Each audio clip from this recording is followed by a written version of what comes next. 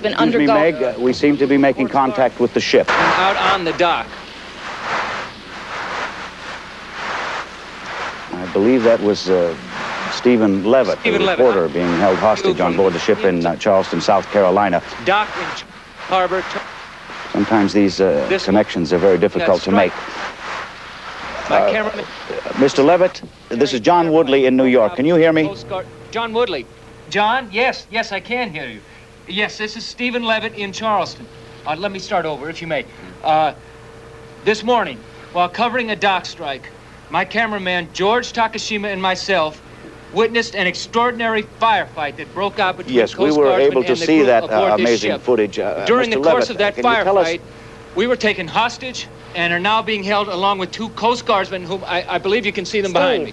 Susan Miles here. Yes. Are there any injuries aboard the ship? No, Susan, no. There are no injuries aboard the ship. Everybody here is fine. Can you tell us who this group is and what their demands are? I can tell you that the leader of the group is Dr. Bruce Lyman. With him are Dr. David McKeeson, I believe. That's good. Okay, all right, Mr. Lyman. Mr. Woodley, if you don't mind, I'm Bruce Lyman. This is Dr. Dave McKeeson, and with us are Diane Silverman, Jim Seaver, and Frida Barton.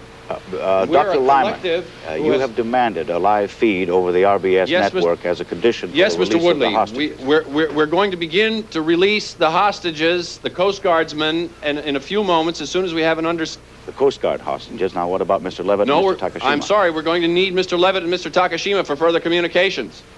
Sir, the agreement called for the release of all the hostages. No, Mr. Levitt. No, John Woodley, Dave McKeeson here. The agreement, I believe, called for the release of the hostages, and so we will now, we might do it now. We will now be releasing the Coast Guard hostages, okay? Mr. Levitt and Mr. That's outrageous. No, Mr. Woodley, I can guarantee you that Mr. Levitt, no harm will come to Mr. Levitt or to Mr. Takashima as long as our feed is not interrupted. And what are our options? No, you don't have any, John. We're not discussing that now. Are they around the front? Yeah. Mr. Woodley, I believe that you're, that Meg Barkley on the dock can verify that the Coast Guardsmen are being released right now. Mr. Woodley, do you have that? Meg, are you hearing this? Susan, I don't see anyone right now. Oh, wait a minute. There are some people, I think there are 2 Coast Guard personnel coming around the front of the tugboat now, and a van has driven up. It's an emergency response van, a Coast Guard There's one of the terrorists. I think that was the same terrorist we saw earlier. They're being greeted. The 2 Coast Guardsmen are being released. They are being placed into the van now. The crowd here is cheering. And the van is driving away. Dr. Lyman, I understand you have a statement to make. Okay. Thank you, Mr. Woodley. Ms. Miles. We're a group that believes in survival.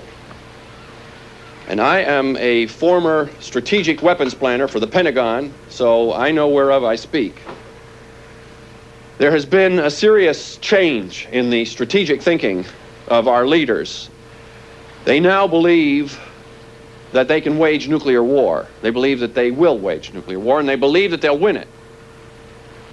Now, if that frightens you, that's good. We're here in Charleston today because Charleston is a major staging area for nuclear offense. You have Poseidon submarines, you have Air Force and naval weapons areas, and we think that this is a good place to start. What's happening? Okay, good. Keep an eye on it. So Charleston is the place for us to start. We have a demand. We want the detonating modules from every single nuclear warhead in the Charleston area, and there are 968 of them. We want them delivered to this dock by 4:30 tomorrow afternoon so that we can take them out to sea and destroy them. This is known as unilateral disarmament. It's the first step on a long road. With Charleston disarmed, the Soviet Union can take steps to do likewise with their westernmost installations.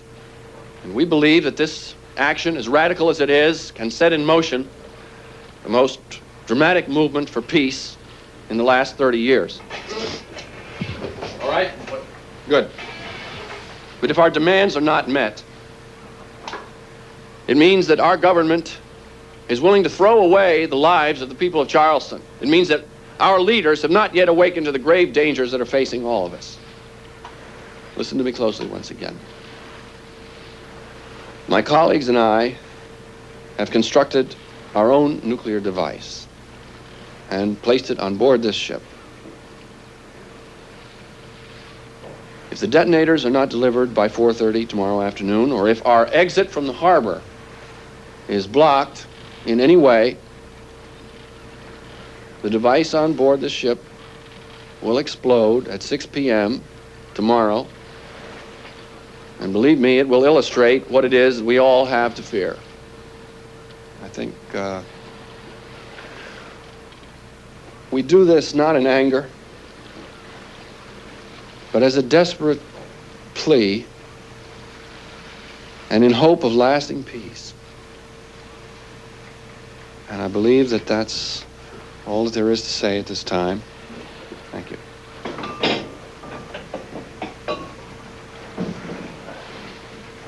Mr. Levitt, there's nothing more to say at this time, and I want you to cut back to New York, and the authorities are going to have to think about what Charleston is worth to them.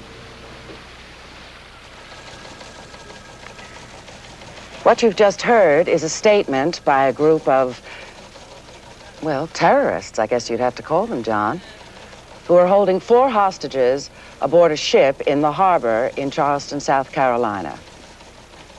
Well, Susan, nuclear terrorism is something that this country has feared for a long time. Let's make this clear. We don't know anything about this group. We have no evidence that they're